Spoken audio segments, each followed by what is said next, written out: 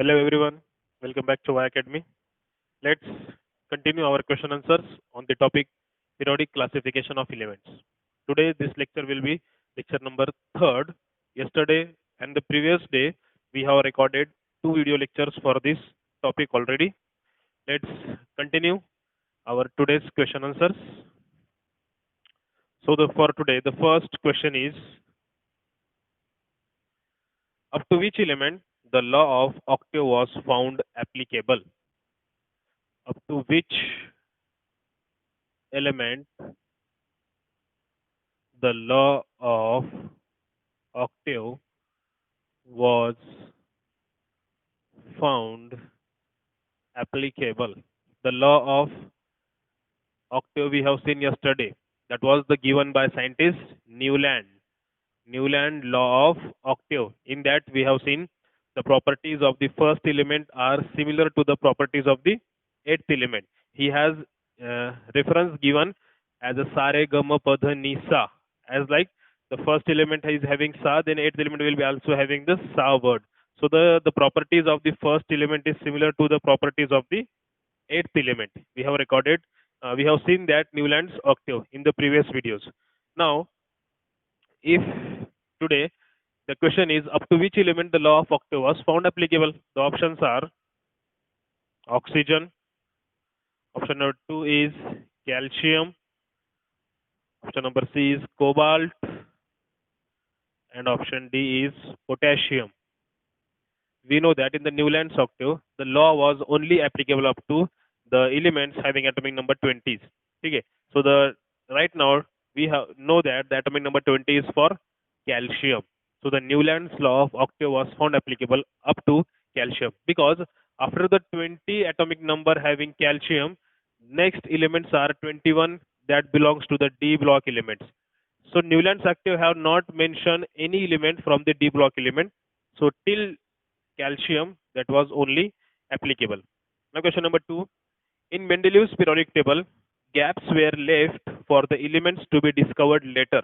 Mendeleev ने क्या किया था, उसके पीरियोडिक टेबल में कुछ एक वैकेंसीज रखे थे, है ना, कि अगर फ्यूचर में कोई एलिमेंट डिस्कवर हो जाए तो वहां पे उसको रखने के लिए जगह उसने छोड़ दी थी.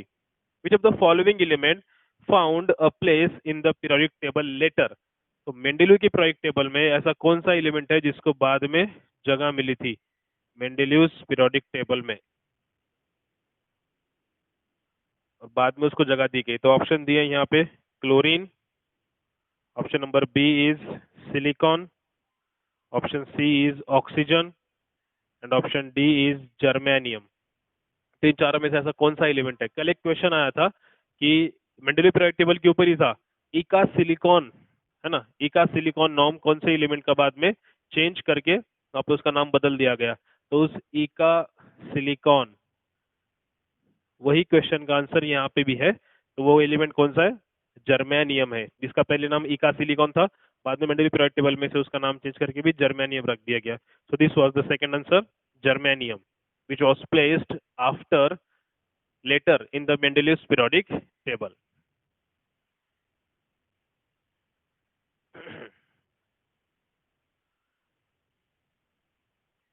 Going further to the next question.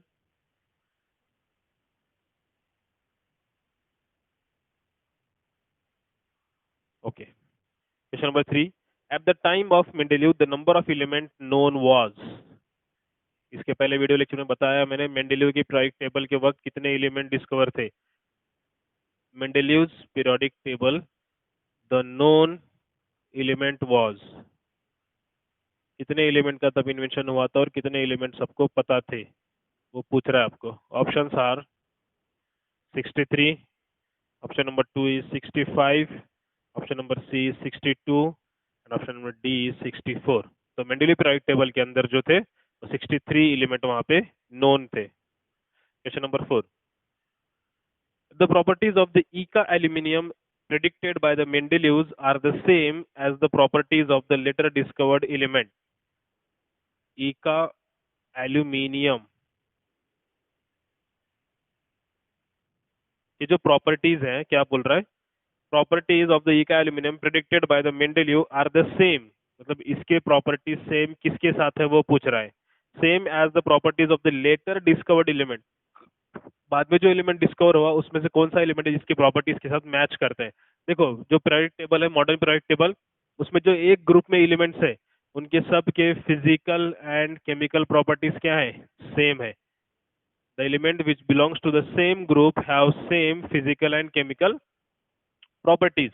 तो इसी तरह एका एल्यूमिनियम वाले एलिमेंट के साथ ऐसा कौन सा एलिमेंट है जो बाद में डिस्कवर हुआ था, उसके प्रॉपर्टीज के साथ मैच किए गए थे। तो फर्स्ट एलिमेंट यहाँ पे दिया है स्कैंडियम, सेकेंड दिया है जर्मेनियम, थर्ड दिया है gallium and fourth one is aluminium. अगर अपन बात करेंगे इका एल्यूमिनियम मतलब एल्यूमिनियम की बात हो रही है यहाँ पे। एल्यूमिनियम जो है वो थर्ड ग्रुप को बिलोंग करता है, boron, aluminium, gallium, indium and thallium. तो इसमें से कौन से एलिमेंट जो है एक ग्रुप के एलिमेंट है, मतलब इनके प्रॉपर्टीज क्या होते हैं यहाँ पे, मैच होते हैं। तो एल्यूमिनियम के साथ कौन सा एलिमेंट दिख रहा है आपको यहाँ पे, गैलियम। तो the answer will B gallium. This was question number 3, sorry 4. Now the next question. The arrangement of the elements in the modern periodic table is based on their, देखते हैं अगला क्वेश्चन। मॉडर्न पीरियोडिक टेबल में जो elements का arrangement किया है वो किस बेस पे किया है। आपको चार ऑप्शन दिए हैं, बताना है कि वो करेक्ट आंसर कौन सा है। We know that the elements in the periodic table are arranged in the increasing order of their atomic numbers, right? Atomic number के हिसाब से अरेंज किया है। देखते हैं वो ऑप्शन अपने को मिलता है क्या यहाँ पे, या उससे रिलेटेड कोई ऑप्शन है। Arrangement of elements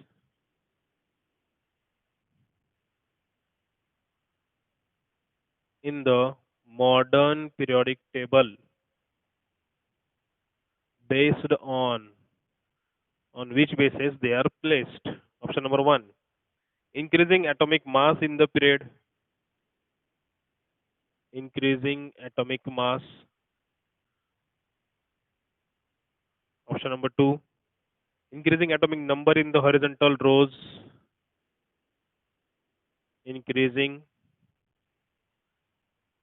atomic number in the horizontal rows. Then third, increasing atomic number in the vertical rows, increasing atomic number in the vertical rows. And option number D, increasing atomic mass in the group,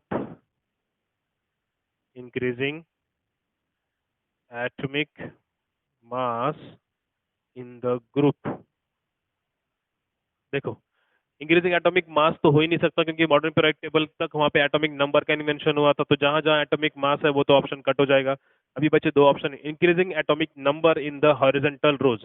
we know that the horizontal rows are also called as periods, right, and the vertical rows are also called as groups. Vertical column या vertical rows को अपन क्या बोलते हैं, groups बोलते हैं। तो अगर ग्रुप की बात करेंगे तो अगर फर्स्ट ग्रुप लूं मैं अल्कली मेटल, तो इसमें अगर आप देखोगे तो तीन एलिमेंट कंपेयर करते हैं अपन, hydrogen, lithium, sodium. Atomic number 1 है, 3 है, 11 है। तो यहाँ तो ऐसा नहीं है कि इंक्रीजिंग एटॉमिक नंबर के हिसाब से, क्योंकि यहाँ तो नंबर बहुत डिफरेंस से वेरी कर रहा है, 1, 3, 11।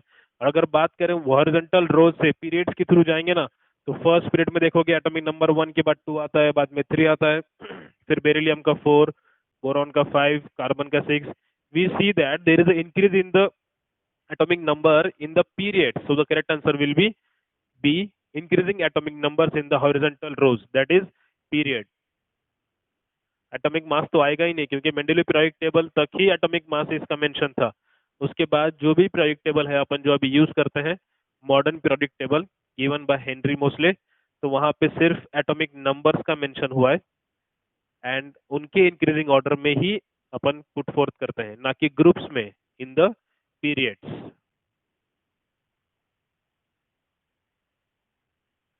Next question, where would you locate the element with electronic configuration 2,8 in the modern periodic table? आपको इलेक्ट्रॉनिक कॉन्फ़िगरेशन दिखाया गया है, इलेक्ट्रॉनिक कॉन्फ़िगरेशन एक एलिमेंट का 2,8 है, in the modern periodic table where would you locate the element. तो इसकी location पूछ रहा है आपको, इस एलिमेंट की लोकेशन कहाँ होगी। Option are, option number 1 group 8, group 8, option B group 2, option C group 18 and option D group 10. We know that there are total 18 groups in the modern periodic table. Configuration दिया है 2,8। अभी जो configuration है ये shells के अंदर का electron का जो है काउंट है। इसी की पता है सेंटर में एटम के क्या होता है, न्यूक्लियस। न्यूक्लियस के बाद जो फर्स्ट शेल होती है that is called as a K shell. के शेल के अंदर की इलेक्ट्रॉन कैपेसिटी कैसे निकालते हैं अपन, फॉर्मूला है 2n²। Now we know that K is a first shell, तो उसके लिए n की वैल्यू क्या होगी, 1, 1 का स्क्वायर, 2 इंटू 1 का स्क्वायर 1, 2 इंटू 1 2 इलेक्ट्रॉन। मतलब फर्स्ट शेल में मैक्सिमम कैपेसिटी कितने इलेक्ट्रॉन्स की होती है, 2 इलेक्ट्रॉन्स की होती है, राइट। जैसे ही आगे जाएंगे सेकंड शेल के पास, सेकंड शेल का क्या नाम होता है, L shell, right. For L shell same formula will be applied, 2 into, अभी एल के लिए नंबर कितना है, 2 है, मतलब 2 का स्क्वायर करना पड़ेगा, 2 का स्क्वायर 4, 4 टू ज़ा 8 इलेक्ट्रॉन, राइट। तो सेकंड शेल में कितने इलेक्ट्रॉन शो करेंगे, 8 इलेक्ट्रॉन शो करेंगे। ये होता है इलेक्ट्रॉनिक कॉन्फ़िगरेशन, इस तरह से अपन डिराइव करते हैं। आपको जो क्वेश्चन में दिया है वो क्या दिया है, फर्स्ट शेल में 2 और दूसरे शेल में 8, सेम यही दिया है, राइट। अभी अगर इसको ध्यान से देखोगे आप, तो इनके जो इलेक्ट्रॉनिक कॉन्फ़िगरेशन है 2,8, मतलब ये एटॉमिक नंबर अगर देखेंगे तो टोटल 10 इलेक्ट्रॉन्स हो रहे हैं, और 10 इलेक्ट्रॉन है मतलब एटॉमिक नंबर भी क्या होगा, 10। और ऐसा कौन सा एलिमेंट है जिसका एटॉमिक नंबर 10 है, तो वो है नियॉन। और कल अपन ने देखा है ये जो नियॉन है ये 18 ग्रुप में होता है, helium, neon, argon, krypton, xenon, radon. मैंने आपको इनके एटॉमिक नंबर याद करने के लिए बोला था, 2, 10, 18, 36, 54 एंड 86। ये सब के सब नोबल गैस एलिमेंट है, इनर्ट एलिमेंट है, रेयर अर्थ एलिमेंट है, 18 ग्रुप एलिमेंट्स हैं, राइट। ये सब इसके नाम अपन ने कल याद किए थे। जीरो ग्रुप एलिमेंट्स भी है, इनको और एक नाम है जीरो ग्रुप एलिमेंट। तो ऐसे टोटल 3, 4, 5 नाम है इनके। तो ये जो नियॉन है वो कौन से ग्रुप में आएगा, अभी 18 ग्रुप, तो आंसर आएगा group 18। This will be the correct answer. इसको अगर आगे कंटिन्यू करेंगे तो थर्ड शेल आएगी। थर्ड शेल को क्या नाम देते हैं अपन, एम शेल, राइट। सेम अगर फॉर्मूला यूज करेंगे ना तो आपको यहाँ पे 3, 3 का स्क्वायर 9, 9 टू जा 18 इलेक्ट्रॉन आपको यहाँ पे मिलेंगे। तो इसकी कैपेसिटी होती है 18 इलेक्ट्रॉन की। उसके बाद आएगा एन शेल, उसके बाद का नंबर, फिर उसके बाद ऐसा कंसिक्वेंटली नंबर आपको आगे बढ़ते हुए दिखेंगे। So this was the question, group 18 इसका आपको करेक्ट आंसर देखने को मिलेगा। Going to the next question.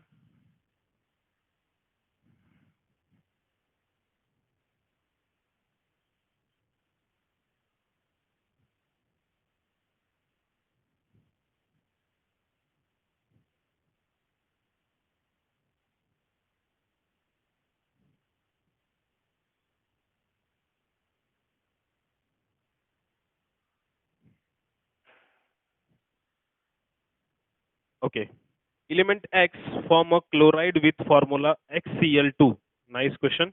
एक एलिमेंट X है, उसने क्लोराइड्स बनाए हैं, क्लोराइड्स, और उसका फॉर्मूला है XCl2, ठीक है।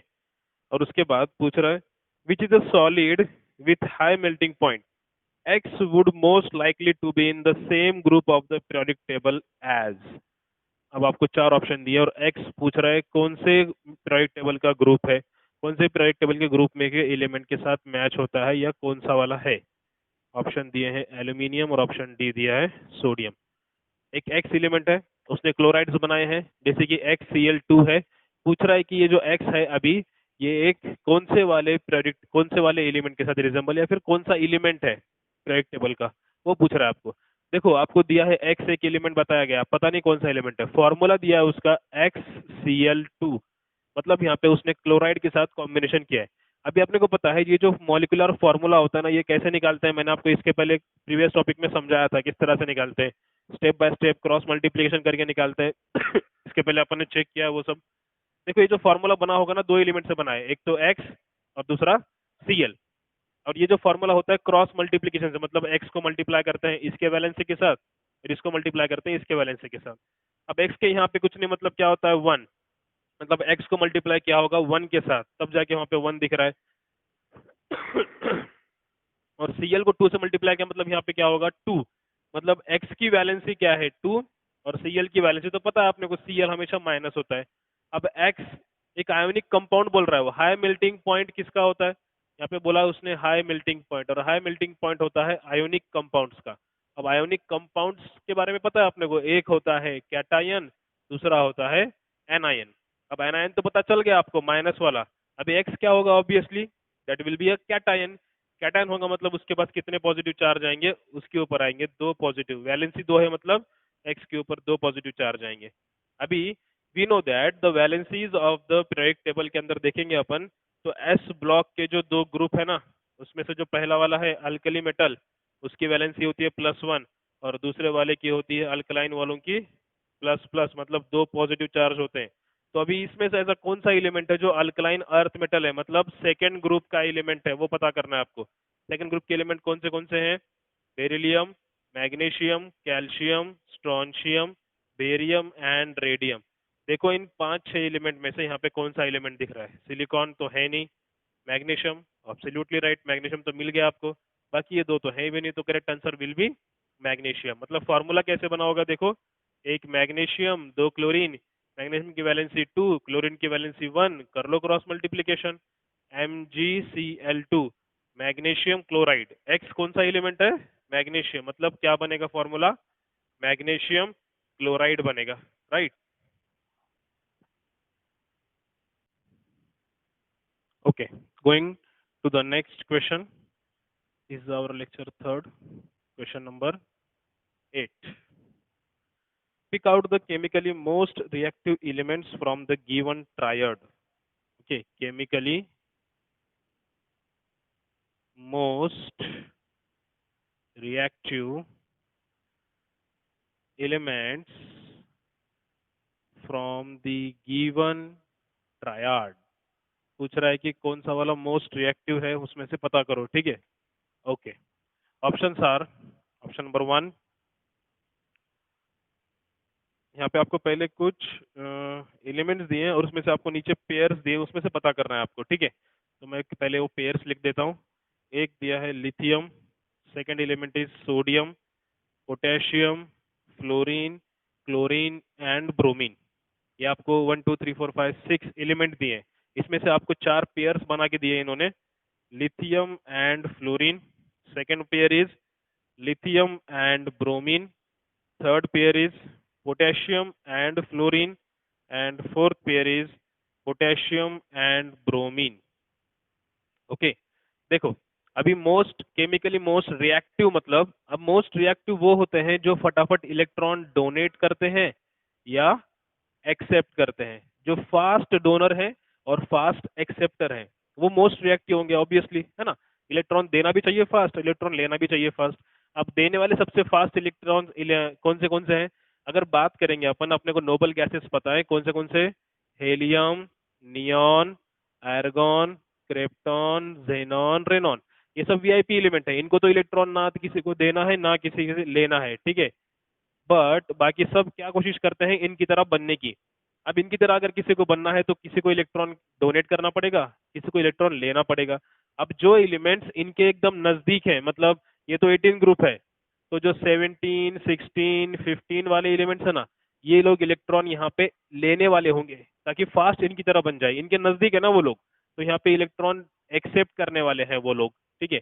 और अगर बात करेंगे अपन फर्स्ट सेकेंड ग्रुप की, फर्स्ट ग्रुप हो, सेकंड ग्रुप हो, थर्ड ग्रुप हो, ये लोग क्या करेंगे, ये इलेक्ट्रॉन को एक्सेप्ट करने की, सॉरी डोनेट करने की कोशिश करेंगे, क्योंकि इनके लिए तो बहुत दूर है, लेना मतलब इनके लिए बहुत लंबा सफर है, वो इलेक्ट्रॉन उतने तो मिलते नहीं है इनको। ये लोग क्या करते हैं, फटाफट इलेक्ट्रॉन डोनेट करके प्रीवियस एलिमेंट की तरह बनते हैं।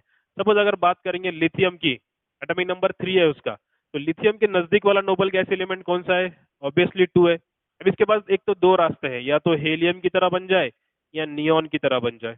अगर वो हेलियम की तरह बनना चाहेगा ना तो उसको एक इलेक्ट्रॉन माइनस करना है, और अगर उसको नियॉन की तरह बनना है तो 7 इलेक्ट्रॉन प्लस करना है। कौन सा काम इजी है, एक इलेक्ट्रॉन डोनेट करना इजी है ऑब्वियसली, तो वो क्या करेगा, फटाक से एक इलेक्ट्रॉन डोनेट करेगा और उसके ऊपर कौन सा चार्ज आएगा, पॉजिटिव चार्ज आएगा, मतलब ये डोनर हो गया, राइट।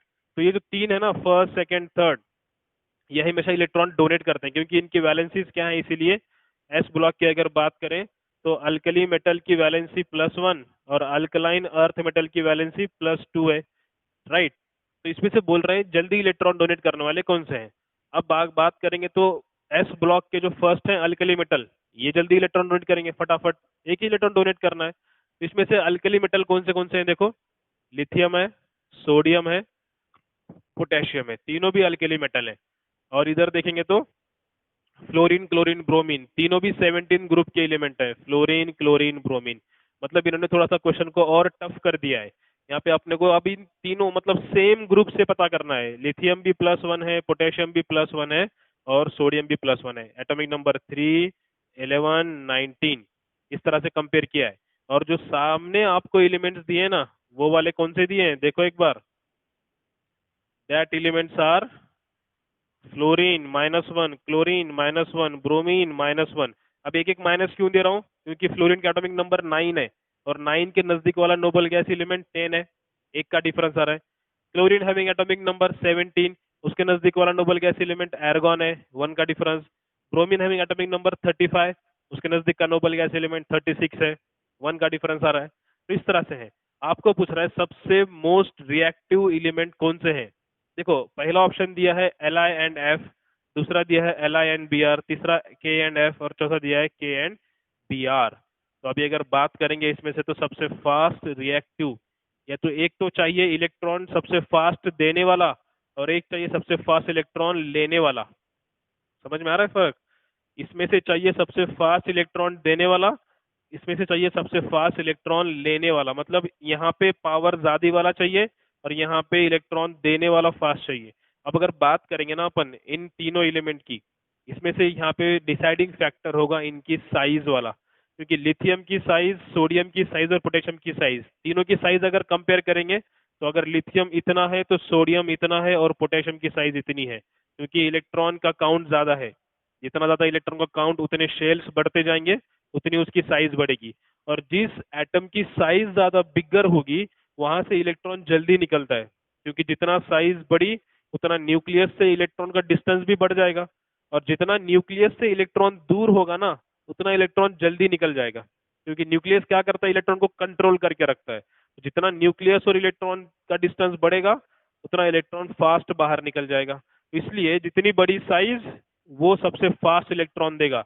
मतलब पोटेशियम जो है वो मोस्ट रिएक्टिव है यहाँ पे, साइज बड़ी है इसलिए। तो जहां जहां पोटेशियम है वो आपका आंसर है। ये तो कट गया, ये भी कट गया। अब बचे ये दो ऑप्शन, एक तो मिल गया आपको पोटेशियम। अब अगर इलेक्ट्रॉन एक्सेप्ट करने वालों की अगर मैं बात करूं, तो अभी एक बात बताओ, इलेक्ट्रॉन एक्सेप्ट करना मतलब इलेक्ट्रॉन को अपने पास खींच के लेना, उसको बोलते हैं इलेक्ट्रोनिगेटिविटी। इलेक्ट्रॉन को अपने पास खींच लेना। तो इलेक्ट्रोनिगेटिविटी जो है जनरली वो करता कौन है, न्यूक्लियस। मतलब इलेक्ट्रॉन दिखते ही उसको अपने पास अट्रैक्ट करके लेने की पावर न्यूक्लियस के पास होती है। अब मुझे बताओ अगर न्यूक्लियस और इलेक्ट्रॉन इनका डिस्टेंस अगर बहुत ज्यादा है तो क्या इलेक्ट्रॉन जल्दी अट्रैक्ट करेगा? वो ऑब्वियसली नहीं करेगा। कहाँ पे ज्यादा अट्रैक्ट करेगा? जब डिस्टेंस उनका क्या हो रहा है, कम हो रहा है। मतलब जो एटम की साइज छोटी है वो इलेक्ट्रॉन जल्दी लेगा, और जिस एटम की साइज बड़ी है वो इलेक्ट्रॉन जल्दी लेगा क्या? नहीं लेगा, क्योंकि डिस्टेंस बहुत ज्यादा है। उसी तरह इन तीनों में अगर कंपेयर करेंगे ना अपन, एटॉमिक साइज जो है टॉप टू बॉटम बढ़ रही है, ऊपर से नीचे साइज बढ़ रही है, क्योंकि नंबर ऑफ इलेक्ट्रॉन्स बढ़ रहे हैं। जितने ज्यादा इलेक्ट्रॉन उतनी साइज बड़ी, और जितने कम इलेक्ट्रॉन उतनी साइज छोटी। तो जिसकी साइज सबसे छोटी है वो जल्दी इलेक्ट्रॉन अट्रैक्ट करेगा, वो फास्ट रिएक्शन देगा। इसके लिए यहाँ से तो अपने को मिला पोटेशियम और यहाँ से मिला fluorine. So correct answer will be K&F। This will be the right answer, potassium fluoride. Potassium की वैलेंसी 1, फ्लोरीन की वैलेंसी 1, करो क्रॉस मल्टीप्लीकेशन तो फॉर्मूला होगा KF, potassium fluoride. This will be our correct answer, potassium fluoride. अच्छा question था। इस तरह से क्वेश्चन आपको पूछे जाते हैं। ट्रेंड याद रखो, एटॉमिक साइज जो है टॉप टू बॉटम इंक्रीज होती है। मैं आपको एक शॉर्ट में लिख के देता हूँ ट्रेंड्स।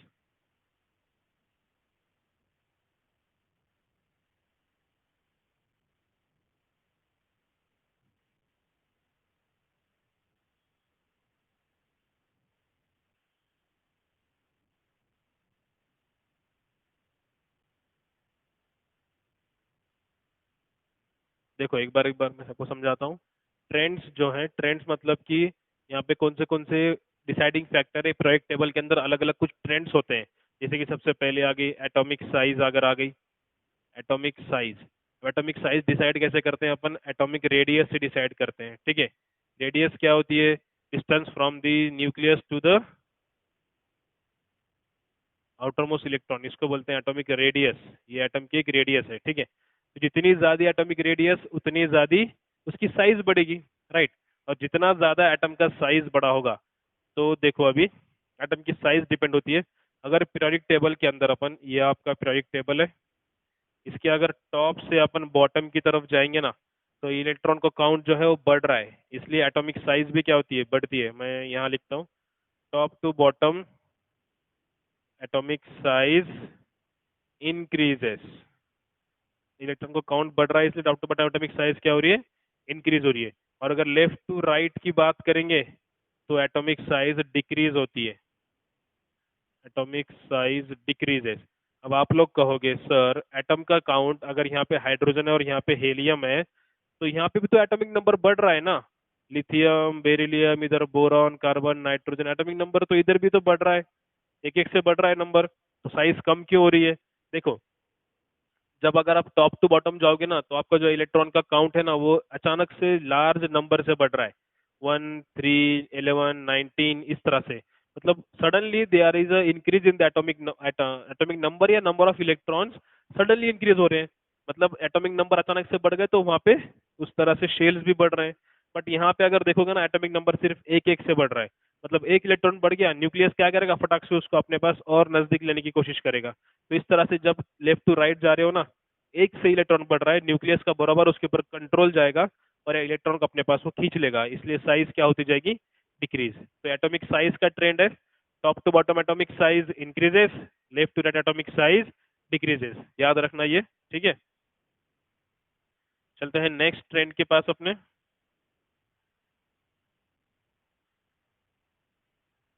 अगर बात करेंगे इलेक्ट्रोनेगेटिविटी की, ठीक है, इलेक्ट्रोनेगेटिविटी अगर देखेंगे, इलेक्ट्रोनेगेटिविटी मतलब इलेक्ट्रॉन को अपने पास अट्रैक्ट करने की पावर होती है, राइट, दैट इज इलेक्ट्रोनेगेटिविटी। अब अगर देखेंगे पीरियोडिक टेबल में top to bottom, top to bottom में क्या हो रहा है? एटॉमिक साइज बढ़ रही है, एटॉमिक साइज इंक्रीजेस।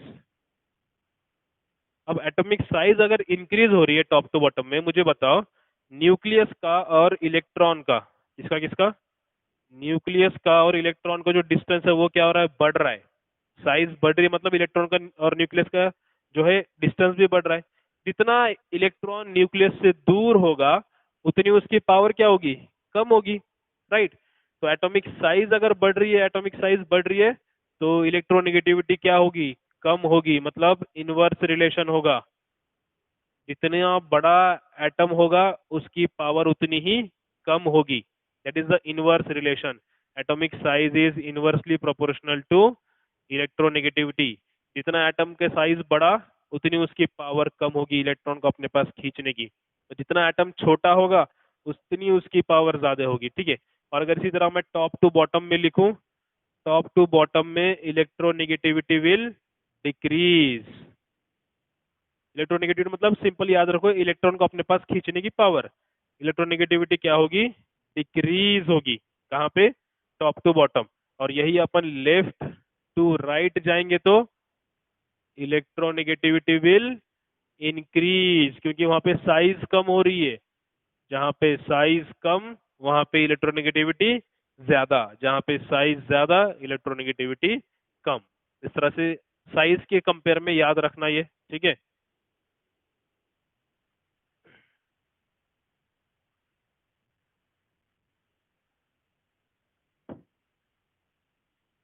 ये तो सबसे इंपॉर्टेंट है, इलेक्ट्रोनेगेटिविटी और एटॉमिक साइज। और बात करेंगे न्यूक्लियर चार्ज की, तो न्यूक्लियर चार्ज मतलब न्यूक्लियस का इलेक्ट्रॉन के ऊपर का कंट्रोल होता है। जितना न्यूक्लियस के नजदीक इलेक्ट्रॉन होगा, उतना कंट्रोल ज्यादा। जितना न्यूक्लियस से इलेक्ट्रॉन दूर, उतना कंट्रोल कम। वो तो न्यूक्लियर चार्ज आपको समझ में आ गया। चलते हैं अगले क्वेश्चन के पास। Question number 9। Question number 9, what is the atomic number of element of period 3 and group 17 of the periodic table? what is atomic number of element of period 3 and group 17 of the periodic table. Group 17 of the periodic table. Atomic numbers दिए आपको कुछ 10, दूसरा option दिया है 4, तीसरा option दिया है 17 और चौथा ऑप्शन दिया है 21। देखो इन्फॉर्मेशन क्या दी है, एटॉमिक नंबर जो है एलिमेंट का वो कितना है, 3 है, मतलब पीरियड जो है थर्ड पीरियड का एलिमेंट है, फर्स्ट सेकेंड थर्ड पीरियड की अगर बात करेंगे अपन, तो देखो फर्स्ट तो हाइड्रोजन है, लिथियम है, सोडियम आता है यहाँ पे, और सोडियम के बाद इधर आता है मैग्नीशियम, राइट। थर्ड पीरियड तो यहीं पे खत्म हो गया, यहाँ पे डी ब्लॉक तो है नहीं। डायरेक्ट आगे जाएंगे तो क्या मिलेगा अपने को यहाँ पे, देखो एटॉमिक नंबर सोडियम का 11 है, मैग्नीशियम का 12 है, और आगे जाएंगे तो 13 वाला मिलता है अपने को एल्यूमिनियम, 14 वाला मिलता है सिलिकॉन, 15 वाला मिलता है फॉस्फोरस, 16 वाला मिलेगा सल्फर, 17 वाला मिलेगा क्लोरीन, 18 वाला मिलेगा एर्गॉन। ये पूरा का पूरा ग्रुप थर्ड है, इतने एलिमेंट का ग्रुप थर्ड है। और क्या पूछा है, ग्रुप थर्ड मतलब इसमें से कोई तो एक एलिमेंट होगा जिसका एटॉमिक नंबर आपको दिया है यहाँ पे। देखो 10, 11 से स्टार्ट हो रहा है, मतलब 10 वाला ऑप्शन तो होगा ही नहीं, खत्म। उसके बाद क्या बोला है, 4, 4 तो आएगा ही नहीं। 11 से लेके 18 के बीच में देखो ये भी ऑप्शन नहीं आएगा, खत्म। आपको आंसर तो यहीं पे मिल गया, आगे जाने की भी जरूरत नहीं पड़ी, ग्रुप 17 भी देखने की जरूरत नहीं पड़ी आपको, यहीं पे आंसर है, क्योंकि 11 से लेके 18 तक ही ग्रुप थर्ड है, इसमें से बीच का कोई तो एक होगा, तो ऑप्शन एक ही है वहां पे, 17 नंबर वाला ऑप्शन है। चलो ग्रुप 17 वाला देखते हैं। अब ये ग्रुप 18 में तो सबके सब नोबल गैस एलिमेंट है, 17 में कौन कौन आता है, फ्लोरीन, क्लोरीन, ब्रोमीन, उसमें से 17 वाला एलिमेंट, 17 एटॉमिक नंबर वाला क्लोरीन है। ठीक है, सिंपल। इस तरह से आपका ये आंसर सॉल्व हो गया। अच्छे क्वेश्चंस हैं, इसलिए थोड़ा सा ध्यान से करना। पीरियोडिक टेबल मैंने आपको प्रीवियस वीडियो में बताया है कैसा है, पूरा ड्रॉ करके बताया मैंने सब एलिमेंट के साथ, तो उसको अच्छे से थोड़ा सा ध्यान दो, अच्छे से कवर करो एलिमेंट्स और प्रैक्टिस करो, जितनी प्रैक्टिस करोगे उतने फास्ट क्वेश्चन आपके सॉल्व होंगे, राइट। चलो चलते हैं आगे, question number 10। This will B last question of this video lecture. Which of the following statement is not correct about the trends in the properties of the elements of the period on going from left to right? Not correct statement पता करना है आपको। Not correct. While going left to right in the period, जब आप period में left से right को जाते हो तो उसमें से कौन सा सेंटेंस आपको यहाँ पे नॉट करेक्ट है वो बताना है। The oxides become more acidic, oxides become more acidic. Second, element becomes less metallic. Elements become less metallic. Option C, there is an increase in the number of valence electron. Increase in the number of valence electron. And option D, atom lose their electrons more easily. Atom जो है अपने electron बहुत ही easily loose करते हैं, पूछ रहा है। देखो ऑक्साइड्स बिकम मोर एसिडिक, जैसे लेफ्ट टू राइट जाओगे ना, अपने को पता है लेफ्ट टू राइट में जाओगे तो यहाँ पे आपको क्या मिलेंगे, नॉन मेटल्स मिलेंगे ज्यादातर, और नॉन मेटल्स हैं तो वो क्या होते हैं, बेसिक ऑक्साइड्स बनाते हैं, non metal sorry acidic oxide बनाते हैं non metal, right. Non metal कौन से ऑक्साइड बनाते हैं, एसिडिक ऑक्साइड्स बनाते हैं। क्योंकि अगर वहाँ पे लोगे आप एक non metal carbon dioxide, carbon reacts with oxygen, carbon dioxide form होगा, उसका डाइल्यूशन करोगे तो कार्बोनिक एसिड बनेगा, एसिड बनाता है, इसे नॉन मेटल को क्या बोलते हैं, acidic. Less sorry more acidic, ये तो करेक्ट है, फिर ऑक्साइड्स बिकम मोर एसिडिक, क्योंकि यहाँ से इधर जाओगे तो एसिडिटी एसिडिक ऑक्साइड बनाने की पावर बढ़ती है, ये भी करेक्ट है। आपको पूछा है नॉट करेक्ट वाला बताना है, ठीक है, ये तो अपने लिए करेक्ट है, बट यहाँ पे बताना है गलत कौन सा है। Element becomes less metallic, correct है, क्योंकि लेफ्ट टू राइट जाओगे तो नॉन मेटल्स बढ़ते जाते हैं और मेटल्स कम होते जाते हैं, तो लेस मेटेलिक होगा, correct. Increase in the number of valence electron, valence electron की अगर बात करोगे तो नंबर जो है वो बढ़ते जाता है, राइट है। 2 3 4 5 6 7 8 इस तरह से बढ़ते जाता है। Atom lose their electron more easily, ये गलत है भाई। एटम लेफ्ट टू राइट की तरफ जाओगे तो वो इलेक्ट्रॉन लूज नहीं करते हैं, वो इलेक्ट्रॉन गेन करते हैं, राइट। तो ये अपने लिए यहाँ पे गलत है। तो करेक्ट आंसर आएगा atom lose their electron more easily. यहाँ पे वो एटम लूज नहीं करते हैं, एटम इलेक्ट्रॉन को यहाँ पे गेन करते हैं, ठीक है। So in this way, this was our video lecture third. In that we have completed our 10 questions, which was very much important questions, tricky questions अपन ने लिए हैं। आगे वीडियो लेक्चर में और भी आगे क्वेश्चंस आगे के कवर करेंगे। See you in the next video. Thank you.